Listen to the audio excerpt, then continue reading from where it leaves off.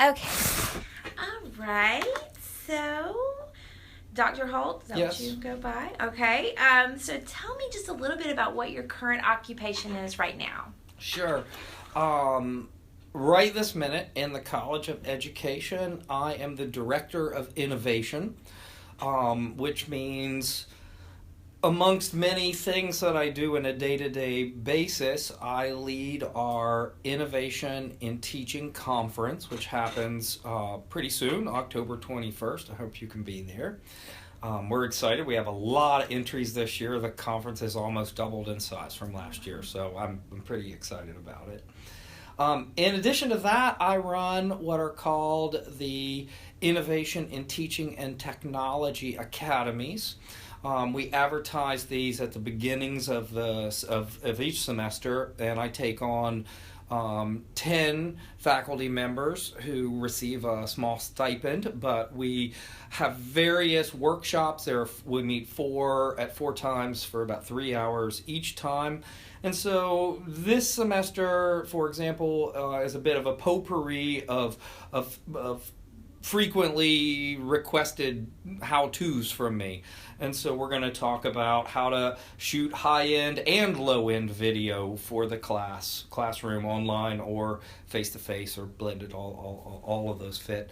We're going to talk about how to make what I call narrated PowerPoints, but it's really narrated presentations, and we use a number of tools from that. Up to more sophisticated audio enhanced modules for teaching in LMS systems. So we sort of teach some production skills. We teach really most generally across all the semesters how we can merge various pedagogies with technologies. And we try our best to sort out trend from fad. So I have an assistant director, Gretchen Thomas, who is actually in your department, and each semester she's doing the same thing. So she's running another academy with a different topic for 10 on average faculty members. And so each semester we change these up, and so we're really moving 20 to 40 faculty members each year through these academies. We've had a nice success of a lot of repeat customers, but also as new faculty join our college, they sign up. And one of our key missions that may not be as intuitive right off the bat is about breaking down the silos between different units in the College of Education. So for example, and I'm just using these as your fake examples, but maybe the math ed instructors, faculty are not having a lot of discourse with the language and literacy faculty, but they're all doing some really innovative and cool stuff. So the academy becomes this really special place where we get that mix and mingle, the kind of diversity that we all want to celebrate, this form of academic diversity of ideas. And so you might hear something that's really going on, a neat activity being used in a digital literacies class, and suddenly somebody from science ed says, hey, that has some application with a little twist. This will fit very nicely in what I'm doing. So my job, I think, is to serve as that glue in the college that has a bit of freedom to explore new things, helps push people away from things that are problematic or just too in their infancy in terms of an emerging technology to really be beneficial right now, but that we want to keep our eye on it. And then part of it is teaching cheerleader, that the work we do is really fun, and we live in an amazing time full of almost too many choices. So sky's the limit of what you want to do, but figuring out just how you're going to get there, that's where I step in. And so not only do I do these larger work groups, conferences, but I do a lot of one-on-ones with people. So my wife tells me I'm a good reflector. So people come and tell me what their problem is, or their challenge, or the thing they want to do better in their class, maybe to engage their students more. And I work real hard to listen to where they are, what their epistemology and ontology is, and try to say back to them what they're already saying. Everybody that comes to me already has the idea. I just sort of set it free or give it wings. And I'm really blessed to have such a cool job, and I love to do it and to kind of raise people up all around me. So. And do you do you just work within the College of Education, or do you work with any other units? Colleges? Yeah, so in this current role, I've begun to reach out. So last year, for example, I really reached out into the Office of Online Learning to understand what their processes were, better align what our college's mission is with our online courses and what the Office of Online Learning was doing. So I made some good friends over there. Keith Bailey, who's recently left.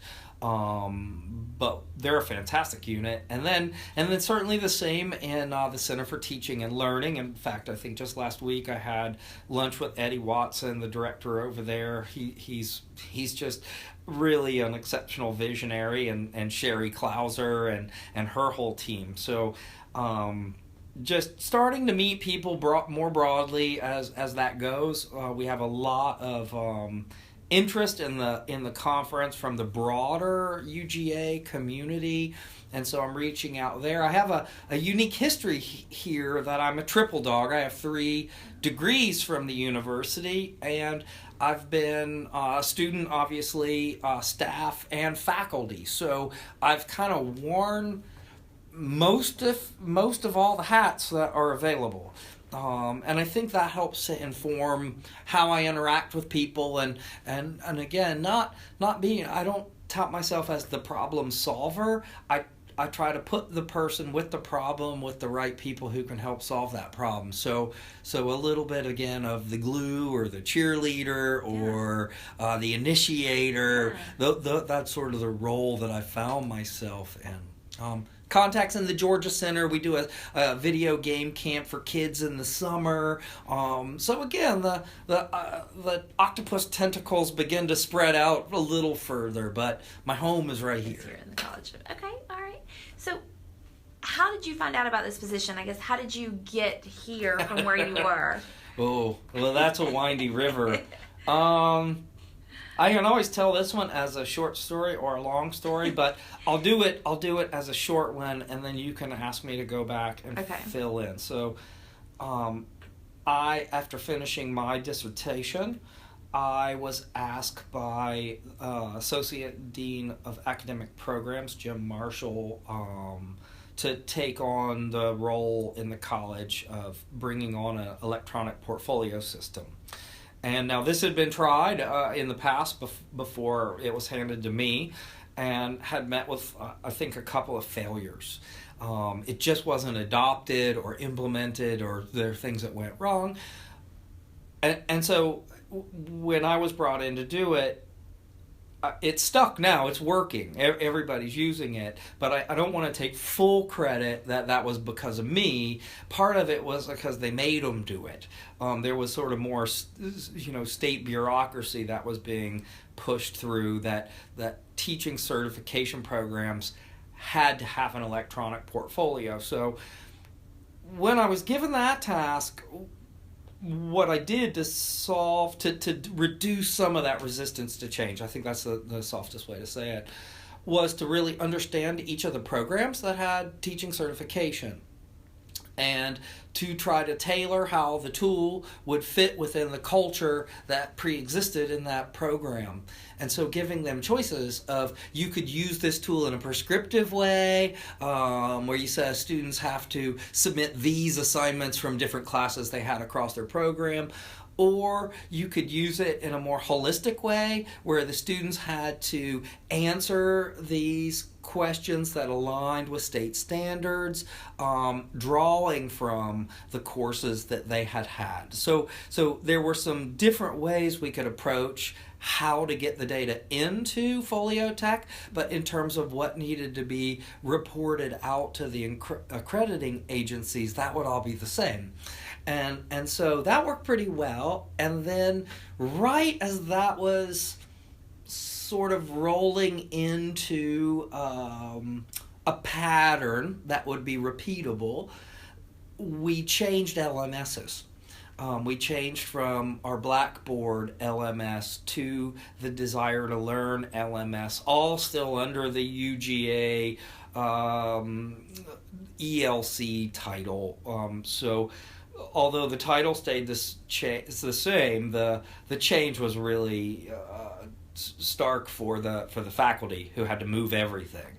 And so I was then put in charge of that. So how do you stop a mutiny? Again, I seem to be thrown at things where there's a potential for mutiny, and so I try to have a light heart and approach these things with some empathy of the work to be done, and then describe complex systems in the simplest terms possible.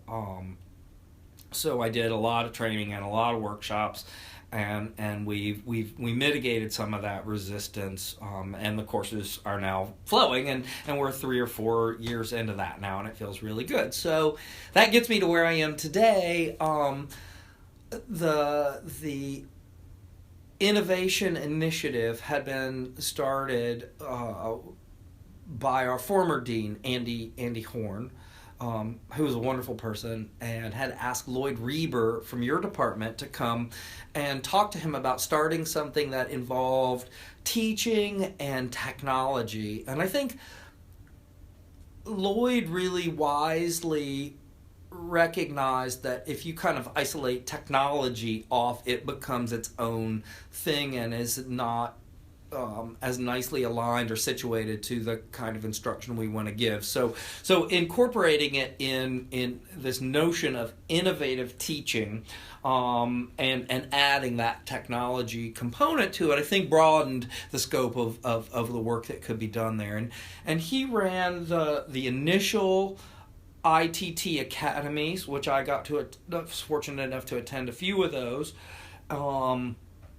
And we began to help him in the Office of Information Technology in the college. We would assist him in those academies. And so he then did they launched with the new dean. Dean Kennedy arrived, and he actually gave more funding to this project. And so Lloyd launched a conference that ran for 2 years. And then I think, and you'd have to ask Lloyd this, but in my opinion, I think, Lloyd wanted to get back to doing his own research, and he is sort of a programmer hobbyist, which in my sense of hobbyist, it is the highest form beyond, this interview is about professionalism, but I want to take a minute and celebrate amateurism. And so my background, my undergraduate degree is in classical culture. And so that word amateur comes from the Latin word amo, which is to love, for the sake of loving. And so to do something for the sake of loving it, whether that is gardening or programming, my dissertation work, my epistemology, the way I'm looking at the world says, those are the places where our learning is the deepest, where our own curiosity has brought us there. It is ripe and dripping with intrinsic motivation to succeed, to persevere through difficult times. It is all the things we ask a student to do. And so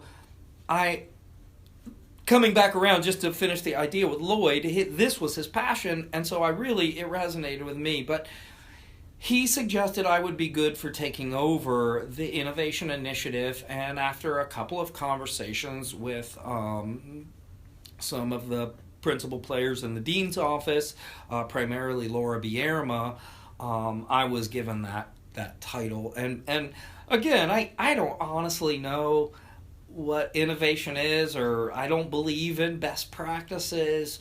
I think teachers find their own voice in teaching, and the way that that is going to intersect with technology and student motivation is always unique and ever evolving. So I'm happy to be here, but I don't think I have any like magic bullet, or I don't claim to know more about online learning or technology classroom use than anybody else. So I adopted early on this philosophy that I live by, which is we are smarter than me. And all of the projects that I involve myself in, I try to stick as many people into it as possible, get as many different voices as possible. I try to synthesize some of those down, sometimes successfully. And but we as a college are smarter than me, and so I just try to leverage the power of the crowd. Mm-hmm. That makes sense, definitely. So you talked about your dissertation. What was your dissertation? Well, this is always the silly one, and it makes people's eyebrows go up or makes their eyes roll a little bit. But I did a 2-year ethnography in a game called The World of Warcraft, mm-hmm. and that started in 2009, near the height of its game. So at that point, there were 12 million people dedicating significant amounts of hours to this game. So 12 million is the entire population of Greece. Right. And so this is a significant amount of people doing this to warrant a study, I think.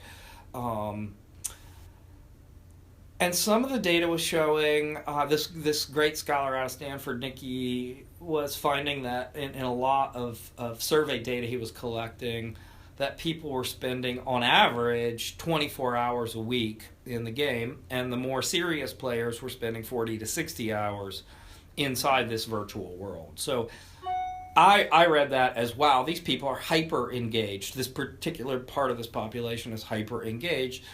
And another scholar around games and learning, James Paul G., had written a book, and I had an opportunity to meet him in the college years back when his book came out, which was What Can Games Teach Us About Language and Literacy?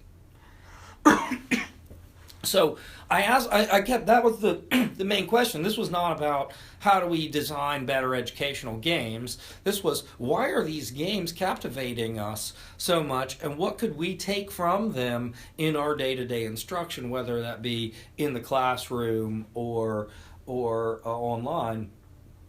And so I wanted to explore those deep engagement factors that were happening in this world.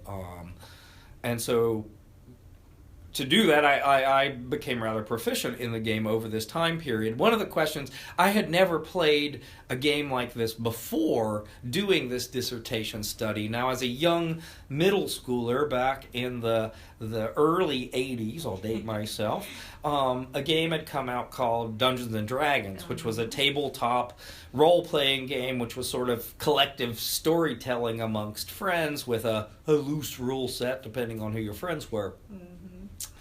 And my mother, who was in adult education, really had a fundamental belief that anything I read was good. It didn't matter if it was a Mad magazine or Thoreau. That anything I read was good. And so as graduate students back at that period, my parents were not wealthy at all. And so they would bribe me with these Dungeons and Dragons books, which I would read cover to cover.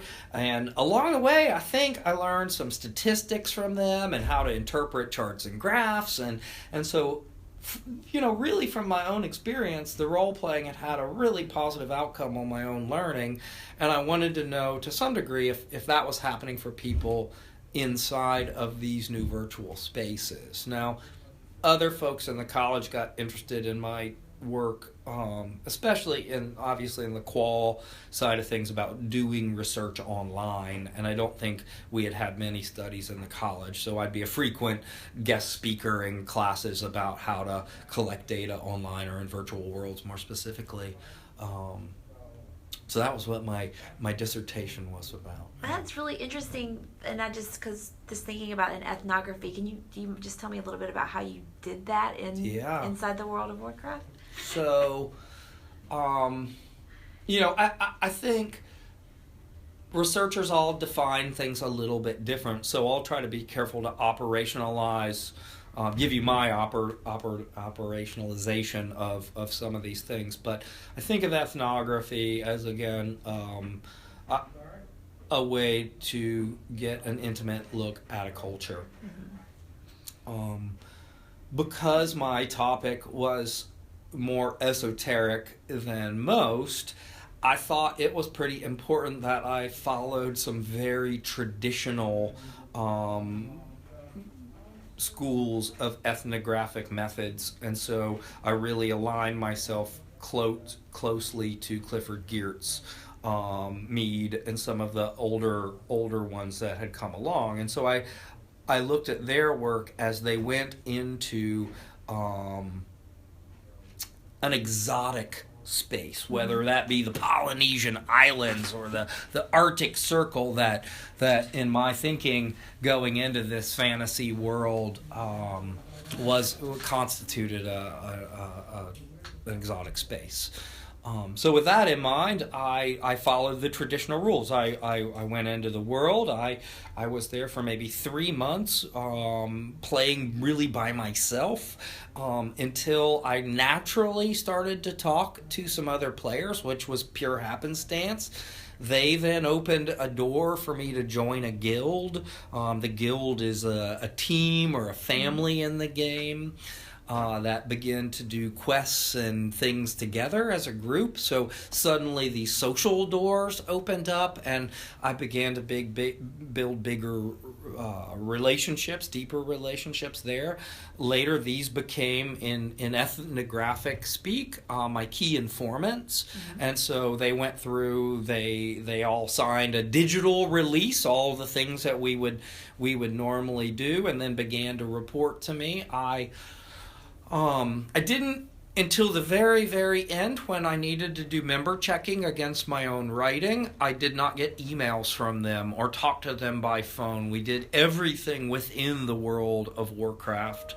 I collected some audio data in there, certainly a lot of photographs, and about 2,000 pages of chat text that got reduced down into a triptych narrative, so 3 parts. One was the sort of soloing adventure and learning the ropes of the game, and then the second one was the experience, the social experience of being gilded, and then the third part that I think I take the most pride in, because there have been some other scholars who have done similar work.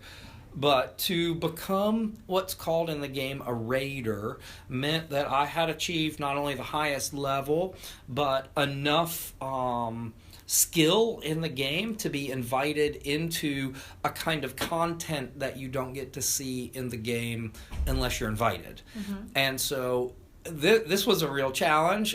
In another sort of term of ethnographic work is going native. So when you become too deep into this new culture, you become a member of it and lose sight of the fact that you're collecting data and are still a researcher. So I kept that in mind, but I had to become proficient enough to see this world.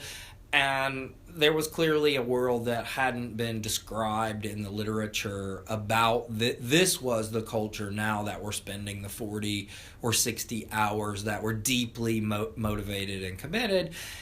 And I think, it's a little unfair, but to distill it all down, it was not about the socialization in the game that, as we hear, it was about the need to progress and the need to self-actualize.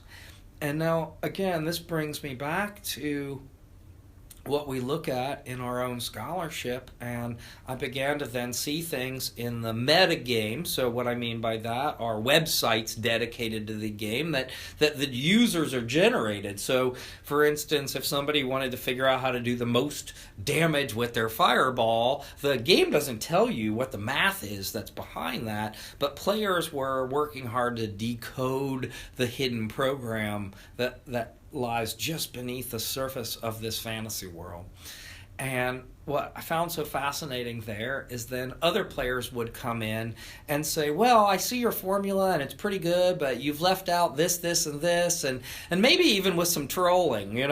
Online people can be a little meaner. They might say, you're an idiot, in harsher language than that, and the real way a fireball is calculated is like this, and this. Now, this looked to me very akin to the peer review process of somebody is putting out a theory and someone else isn't trying to interpret that theory and yet suggesting there were some better ways. And to see, so in my dissertation I call this amateur scholarship, and as I told you earlier in the interview, I hold this term amateur in the highest regard. I hold it higher than I hold professional, because the professional wants something in return. They want the money, they want the fame or the thing, and here, hidden behind your avatar, I'm finding people revealing who they really are, in the same way maybe at Halloween or in Mardi Gras, hidden behind your costume,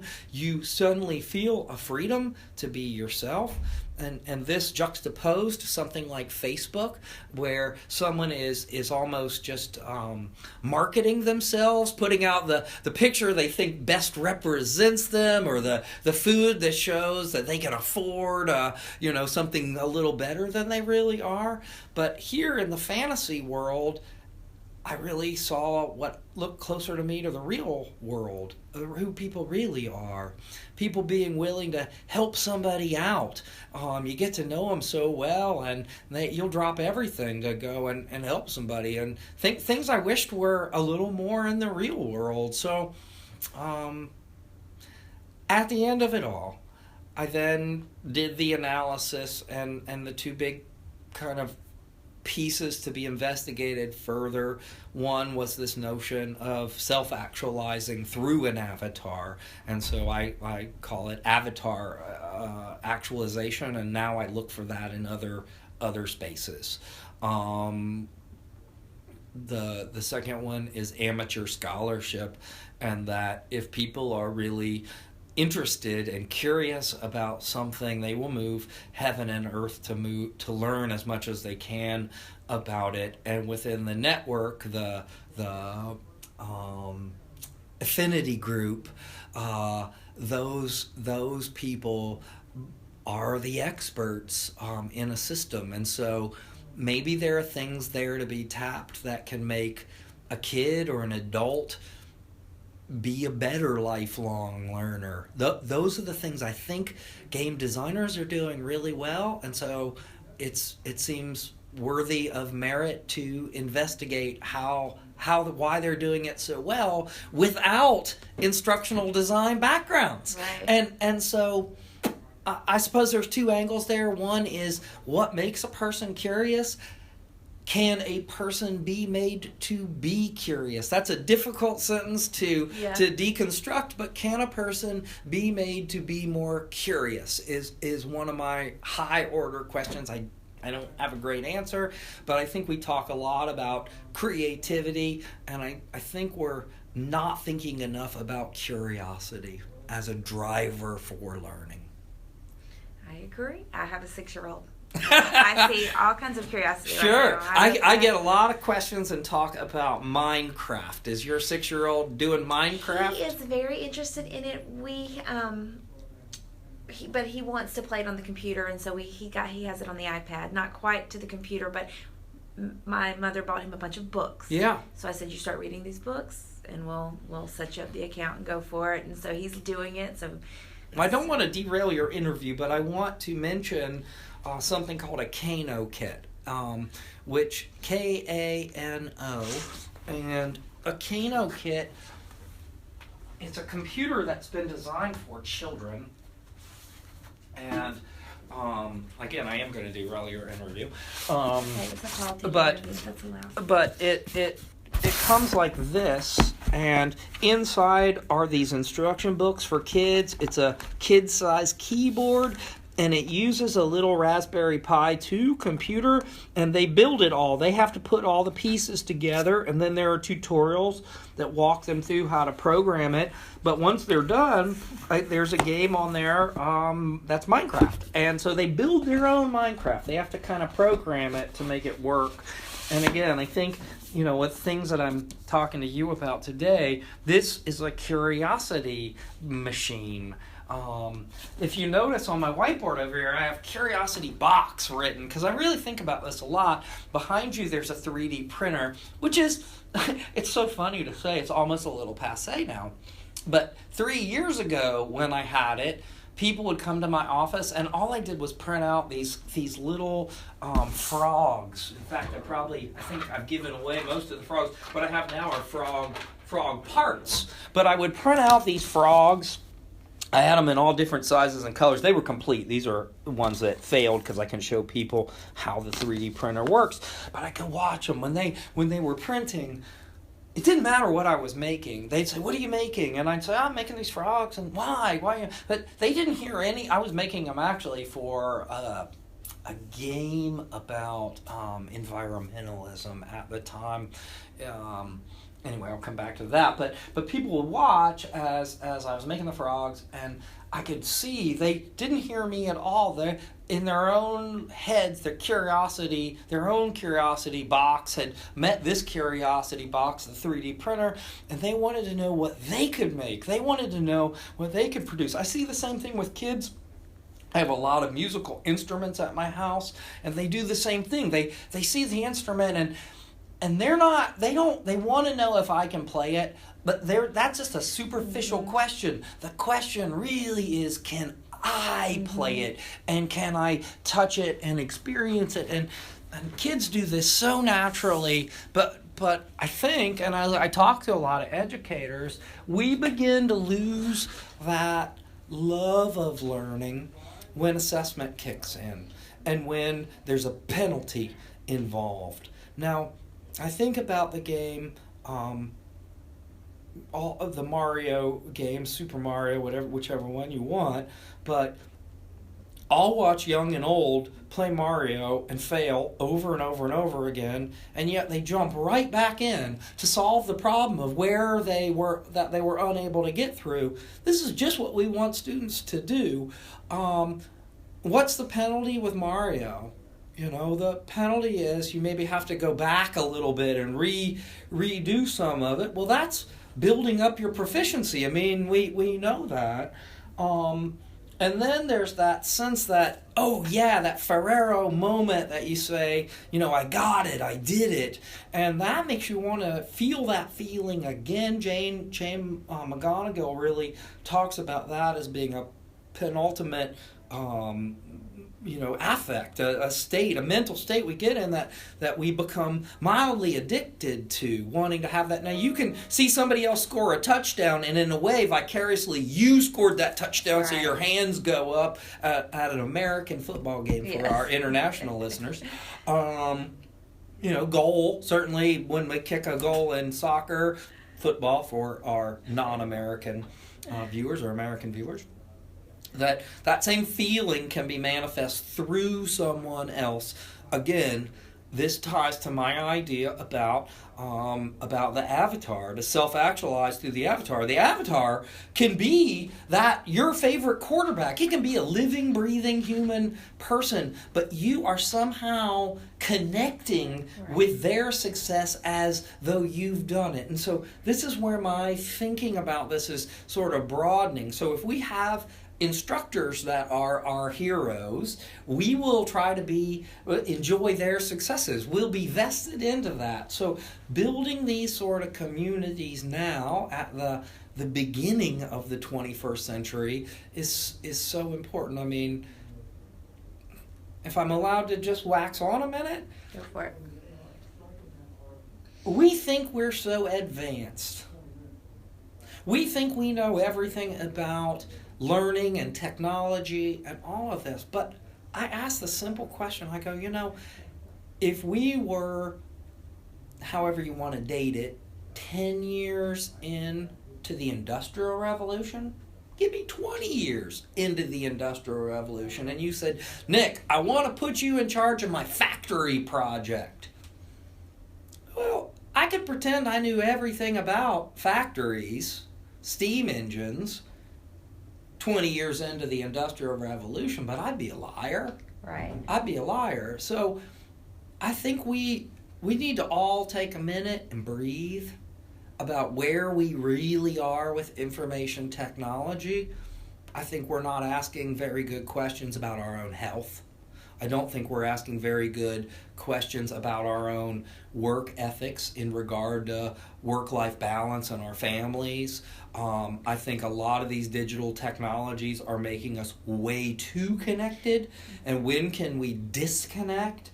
And so, bringing it all back full circle, in my new role as the Director of Innovation, I still choke when I say those words.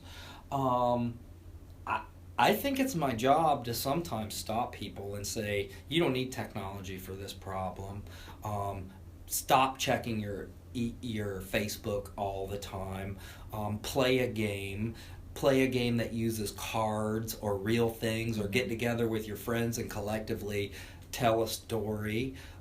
Spend more time. I was in Greece this summer and I interviewed a lot of people about the economic crisis, and what I heard over and over and over again from urban dwellers to rural dwellers was the crisis brought us closer together. We don't go out to bars and restaurants as much anymore. We have groups of friends come to our house, and we're happier and we care more about our families. And I think maybe in my role as the guy who's supposed to know everything about technology and solve all your instructional problems, the problem I want to solve first is, are you spending enough time with your family? That's very important. That's refreshing to hear. It really is. I relate. I teach online, and it's hard to turn it off and walk away. Yeah. In the afternoons at 4:00, but I have been just shutting the computer and don't check my email, and there's no emergencies. It'll be there tomorrow.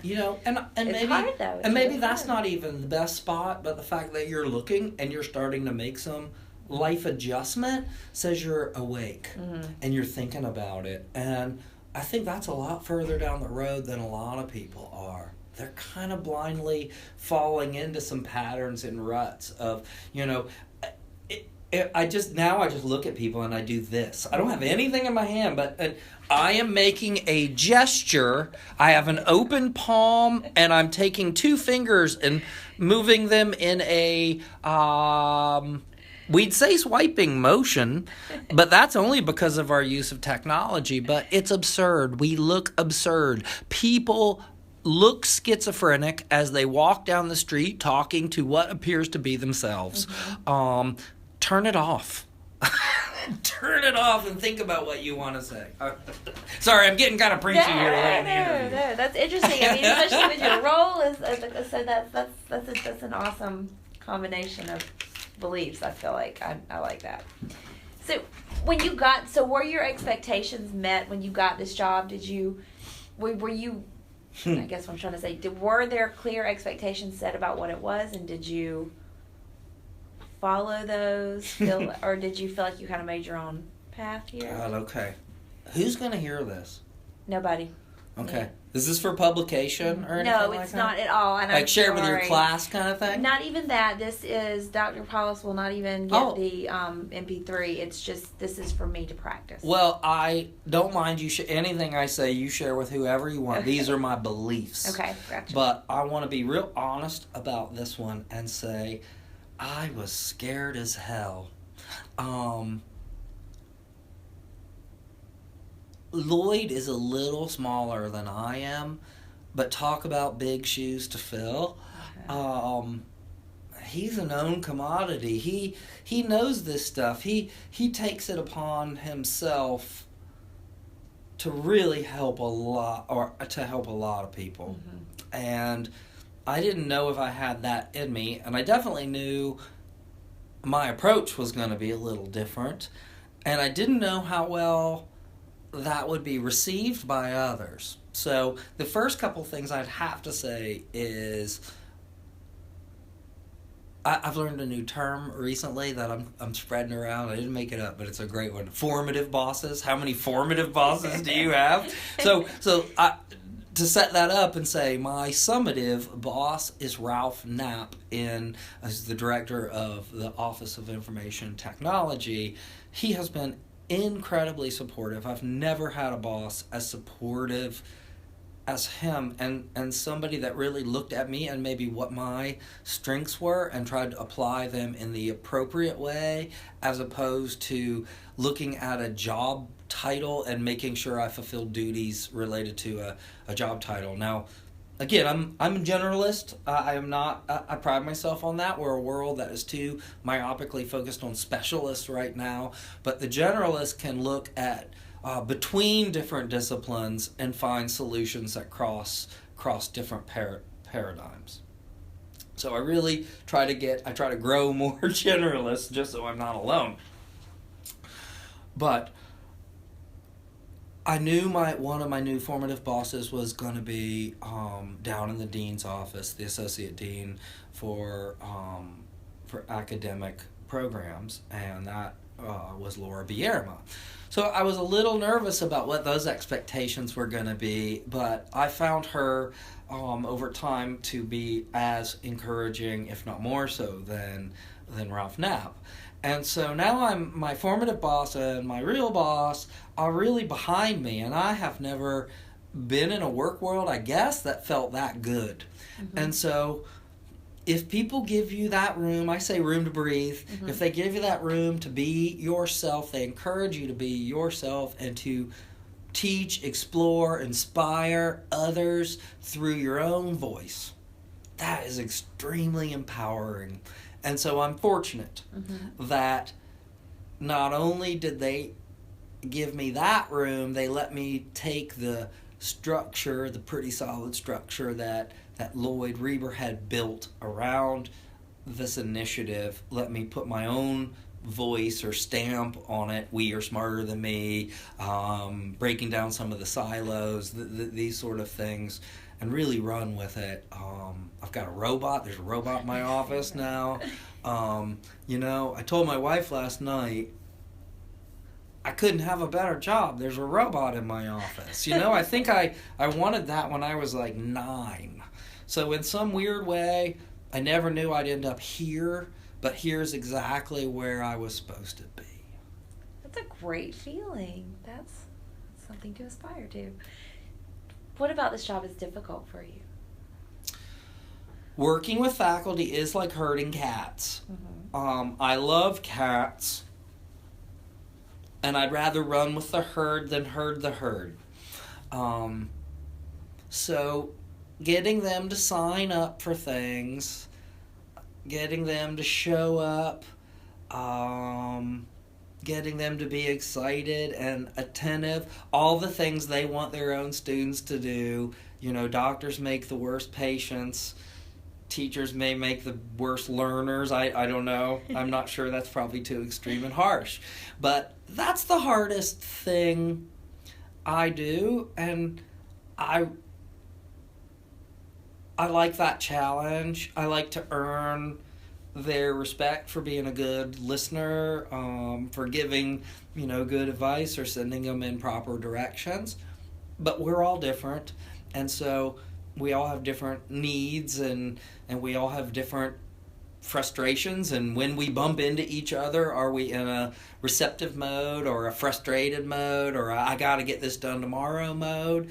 And so learning to be a quick read on that, I would say, has been a challenge, a delightful challenge.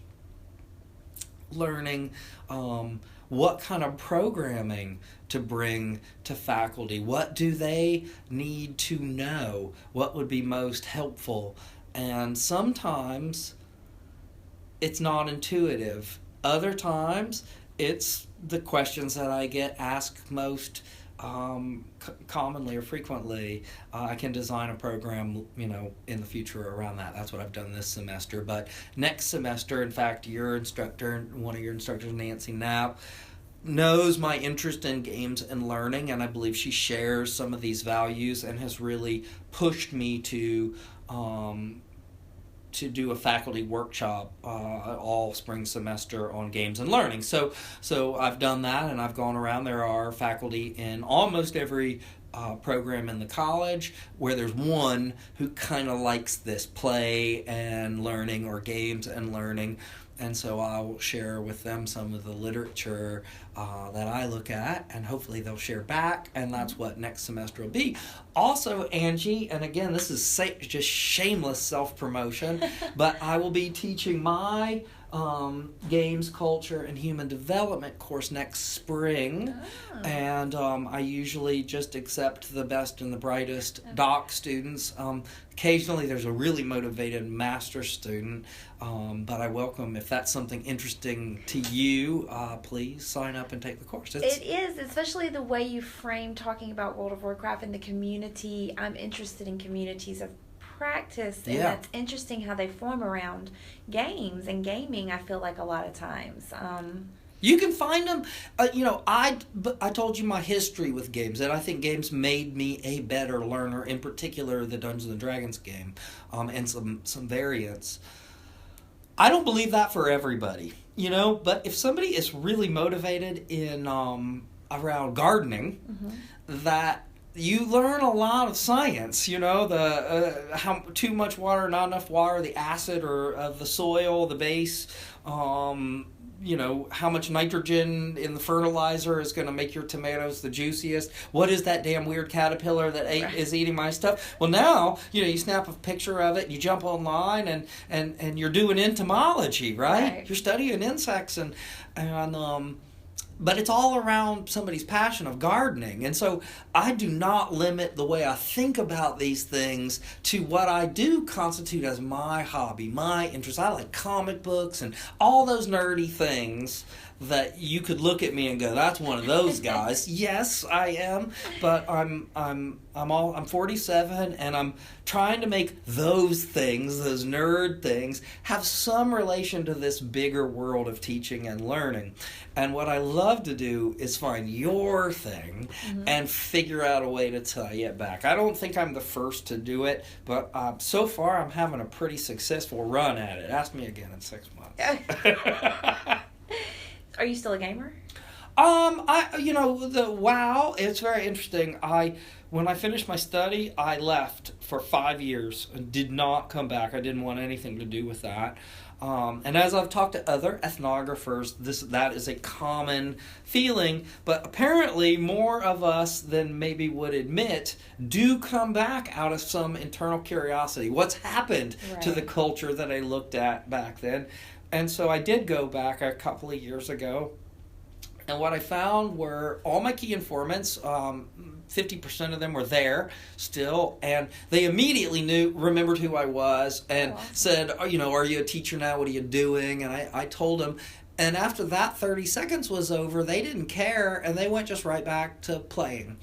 And I did it for a little while, and in fact, new expansion just opened up 2 weeks ago, so I've gone in just to see what this new content looks like, but I don't do it with the kind of vim and vigor that I did for a dissertation study. But games more broadly do interest me, and especially social games. And what I really like, and I'll liken this also to learning an LMS or anything, is you talked about community of learners. When the tool disappears and conversation can float above it. And what I mean by that is, let's pretend you and your significant other and me and my wife, we have a bridge club. We like to get together on Wednesdays and play bridge. Well, we've never played bridge before. So at first we're really sort of struggling with the rules and how to just play it. But after we've done that for 2 or 3 weeks, the game disappears. And now we're talking. There's this conversation, this meta conversation that sits above this play activity. And I think the same thing is true with any of these tools we learn, or learning a musical instrument, that learning the piano starting out is really, really hard. You can't just think music and make music. You're so thinking about what sound happens if I hit this key. After some time, that piano becomes invisible, and now it's just music. And I think that's how our teaching should be. I think that's how our learning should be, that given some time with a tool, the object of our creation takes precedence over the functions of the tool. That makes sense. I like that way of looking at it. So what do you feel like you've learned, I guess, in your job? What do you feel like maybe you've learned, because you are the director, you are the boss. Yeah. And so, I mean, what do you feel like you're kind of taking away from this position? The one thing in my own, I mean, there are a lot of levels of my own development. So not taking myself as seriously, being willing to admit that I'm not perfect and that there are a lot of different directions that can lead us to success. Being a supervisor of 3 graduate students has really taught me more about how leadership is stylized to an individual. And so I can't lead like you lead. I have to find my own voice in that. And building teams to get common goals completed, I'm getting better at it. These are skills, unless someone graciously gives you the opportunity to learn to do this. We all may have some innate leadership ability. I would hope that we all do, but to really test it and to refine it, to get better at it, I see that as a lifelong endeavor, not something that I just go, I'm done. I'm learning how to do that. I'm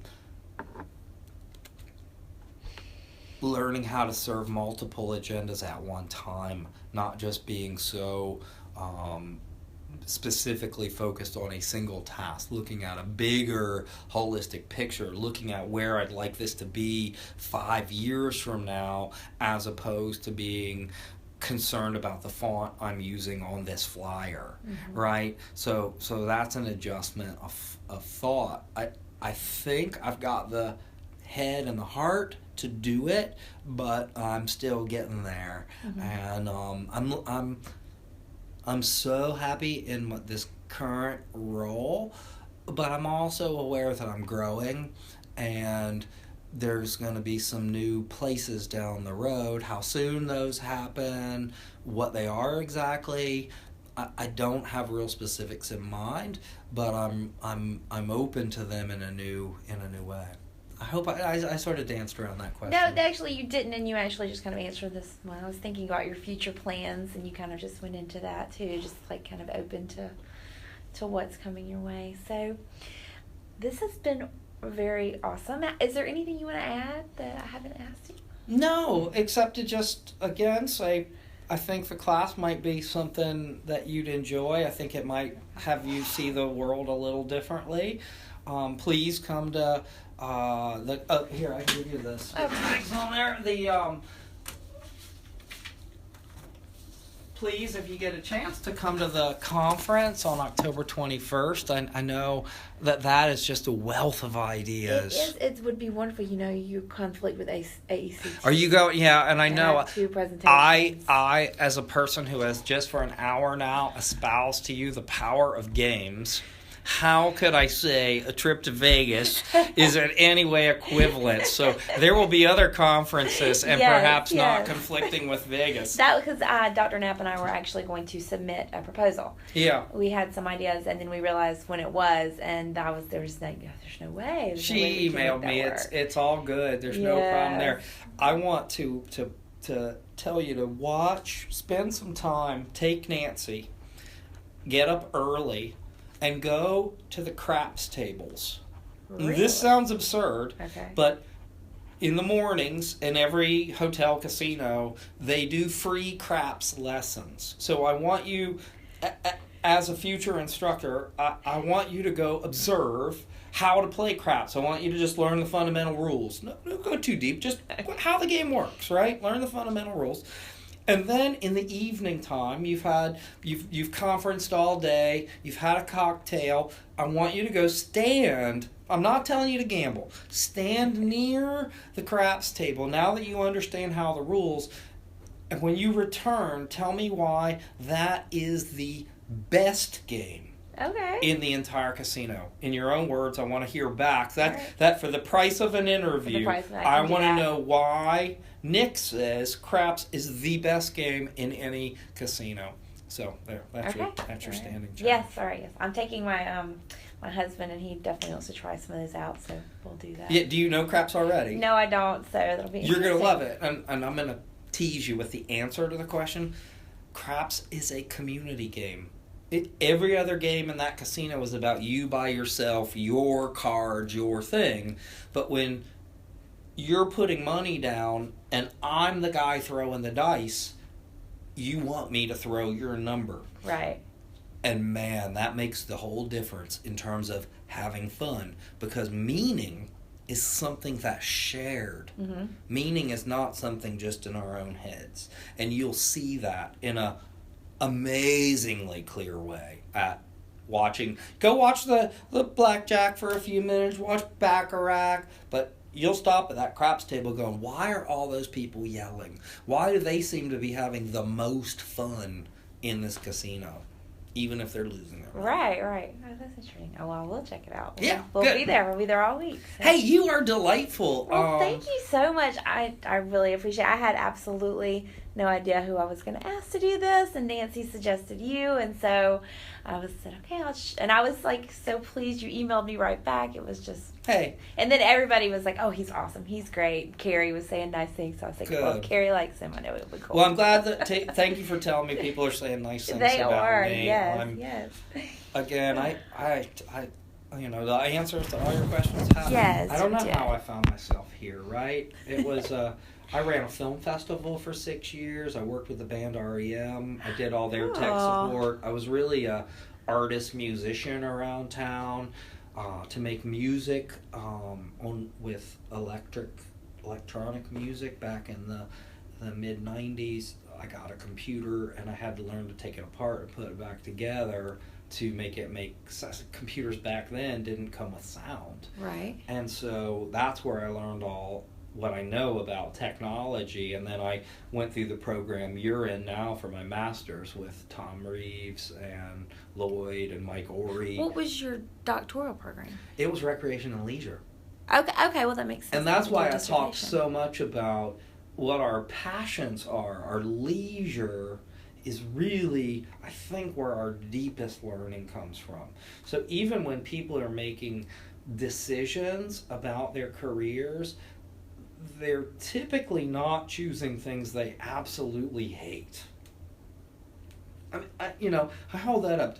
So I have problems with somebody who goes to medical school because they want a big paycheck to be on the golf course as much as they want. I sure would like to know the doctor I'm going to see really wants to make people better. Right. Right? I don't want to know that a lawyer went to law school to be on that golf course either. I'm hoping they're wanting to do something about public justice or fairness or reciprocity. What I find is that's not always the case, that some people are so... This is the funny thing about motivation. I'm going to say intrinsically driven by money. You see, money is extrinsic, but this is where that whole thing about people's motivation is misunderstood. They go, is it an intrinsic motivation or an extrinsic? That's bullshit. It is all this one continuum. And so where do things fall out? How important is that money part to you? I'm willing to have a shitty job for my entire life that I totally hate just so I have the money. Well, that just means I worked up a theory in my doctoral program called 888. And so 8 hours, this is just a rough estimate, right? Or 8 hours you sleep, right? Right. You're not getting paid for that, unless you're really lucky. 8 hours approximately, we talk about people working. And so then there's this other 8 hours, and again, it all kind of works out in the wash with us working more and the weekends and all of that, but 8, work, sleep, whatever you want to do. That stuff that, whatever you want to do, the stuff you freely choose to do, that tells me a lot more about who you are than your sleep or your work. Right. But when we meet people, the first thing out of our mouth, what do you do? Yeah. Until you die. And then they're like, John worked in the shoe store, but he loved to play the piano. John really wished he could spend his whole life playing the piano. We think about our leisure when we die, and that's wrong. Yeah, that's depressing. It's depressing. It's true, though. It's true. It's true. I guess that's why I'm back in graduate school. Yeah, no, I like your story. What's your husband do? He works for Windstream, and he does like business systems and stuff. So you're cool, yeah. being kind of out of the game for a little bit. We're just kind of doing our thing. He's a musician, just plays around town a little bit, but yeah, that's why we moved up here, and I went to school. So none of my stories seem too crazy to you. No, we're all in that. We've been around. Kano. Hanging out. Son, you said your son, right? Yes, he's 6. 6. Kano. I told you what that was. It's a computer. You build it yourself. Yes. It teaches you how to make it do software. It's actually a Linux, kind of Linux for kids on the operating system. Whole computer. It connects with an HDMI to your TV at home. What does that cost? You want to buy it for your son for Christmas? What does it cost? Gosh, a couple $100. $99. That's it, really? I'm saying. Okay, he made his Christmas list the other day and had a phone, a computer, and some kind of a pet. I don't know what it was. But I was like, okay, that might, because I was like, yeah, right, you're not getting any of those things. Maybe the fake pet, but that computer might work. That could work. Their prices vary as new models of that Raspberry Pi 2 comes out. And so sometimes it's as high as $125. It's never over that, though. It's between $99 and $125. Everything's in the box except for the TV you connect it to. I'm just highly recommending this thing right now because kids love it. If I showed you the little book,